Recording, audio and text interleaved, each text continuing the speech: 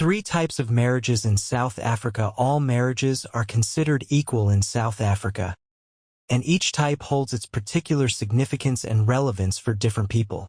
In South Africa, three types of marriages are recognized by law: civil marriages, customary marriages, and civil unions. Civil marriages are performed by a marriage officer at a Home Affairs office and are governed by the Marriage Act of 1961. These marriages are typically secular and do not require religious or cultural traditions. On the other hand, customary marriages are governed by the recognition of Customary Marriages Act of 1998. They are recognized as valid if they follow the customs and traditions of the parties involved.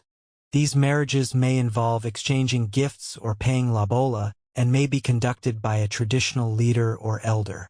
Customary unions, also known as same-sex marriages, are governed by the Civil Union Act of 2006, allowing same-sex couples to enter into a legally recognized union.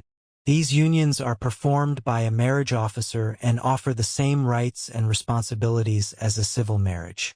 Civil marriages. The first and most common type of marriage in South Africa is civil marriage. Around 130,000 people get married each year in South Africa this way. What is a civil marriage? A civil marriage is a legally acknowledged relationship between two people. In South Africa, it is assumed that a civil marriage is in community of property. This means the couple's assets and debts are added together and split equally unless something different is written in an antenuptial agreement. If an antenuptial agreement states that the marriage will be out of community of property, it signifies that the couple's assets and liabilities will be kept separate.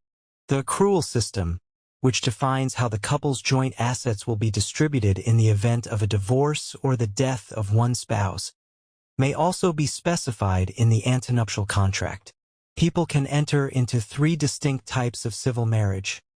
1. Marriage in community of property. 2. Marriage out of community of property subject to the accrual system. 3. Marriage out of community of property, with the accrual systems excluded. Note: you must have an antenuptial contract prepared by an attorney who is a notary public.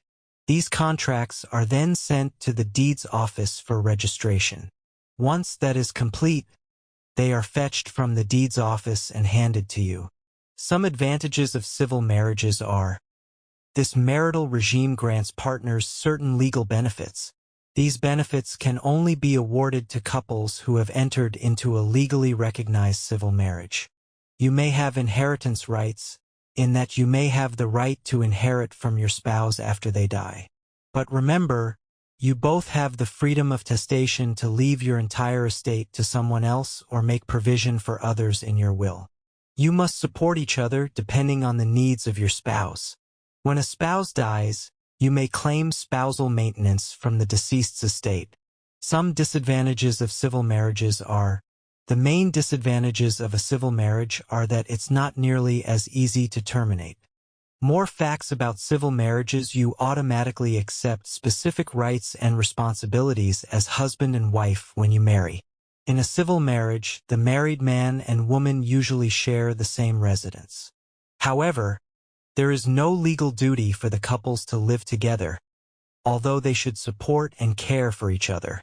These couples must maintain the family home, also support and care for any children they have. They must provide for them, feed and clothe them, supply medical care for them, and ensure that their children have, at least, the bare necessities of life. These days, it's unremarkable to hear that women control 1/3 of South African households. It's important to note that it is only possible to enter a civil marriage as a man and woman. The default marital regime for civil marriages is a marriage in community of property. Civil unions: couples can wed through forming a civil union, also known as a civil partnership. Civil unions were introduced in 2006 as a type of marriage in South Africa that should be registered for both same-sex partners and opposite-sex partners.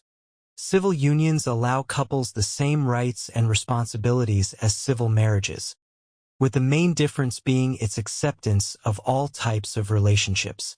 Civil unions make up the minority of marriages in South Africa, with only 1,771 registered in 2021. They are similar in some ways to a domestic partnership.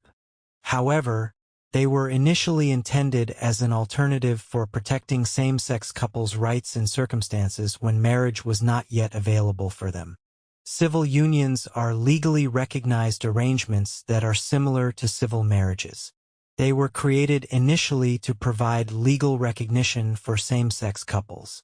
The default marital regime for civil unions that is applicable is a marriage in community of property.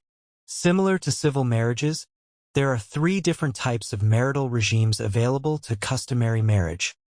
1. Marriage in community of property. 2. Marriage out of community of property, subject to the accrual system. 3. Marriage out of community of property, with the accrual system's exclusion.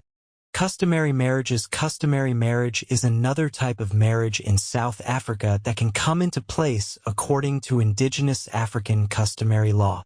Customary marriages make up the second most popular type of marriage in South Africa, with 2,789 unions registered by the Department of Home Affairs. Note: you should register your customary marriage at the Department of Home Affairs.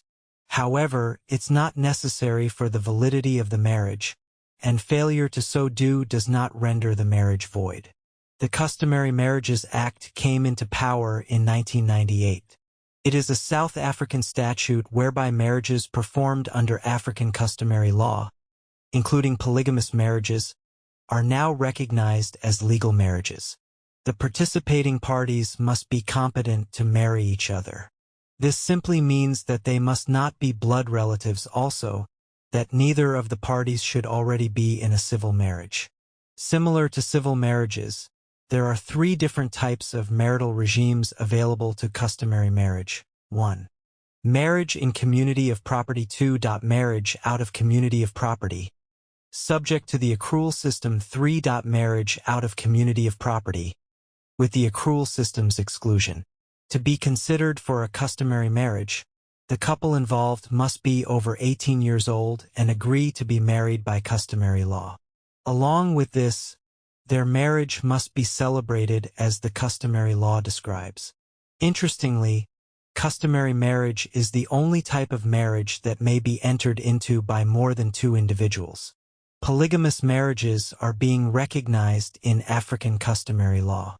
Polygamy is a relationship wherein more than 2 persons are involved.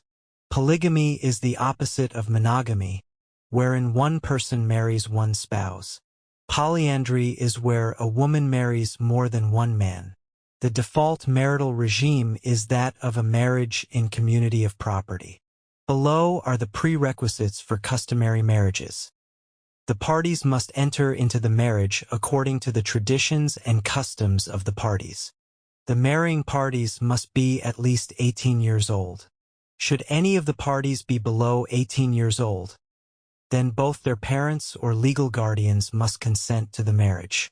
The parties must not be blood relatives, e.g. a brother and sister are not allowed to marry each other. All of the parties involved must give their consent for the validity of the marriage. An incapacitated person, e.g. mentally insane, will not be able to get married. Lobola is an unnecessary payment in terms of the act, but deemed as an integral part of concluding a customary marriage. Common law marriage. Contrary to popular belief, this is not a real marriage, and no law controls the rights of the concerned parties. If people cohabit in the absence of a cohabitation agreement, it will be tough on both parties when the partnership ends either through choice or death. There isn't a law regulating parties' rights who enter into a cohabitation relationship without an agreement. That might come as a shock to many people who are under the erroneous conviction to the contrary. South African law does not recognize common law marriages.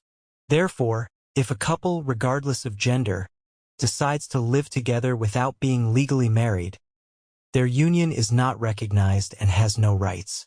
It doesn't matter how long that relationship has lasted. The duration is of no importance.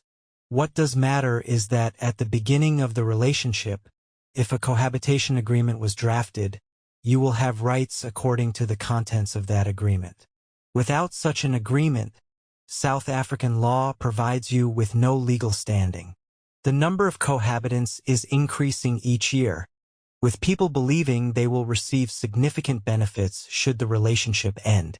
Sadly, without an initial agreement, the benefits are only your memories when such relationships end.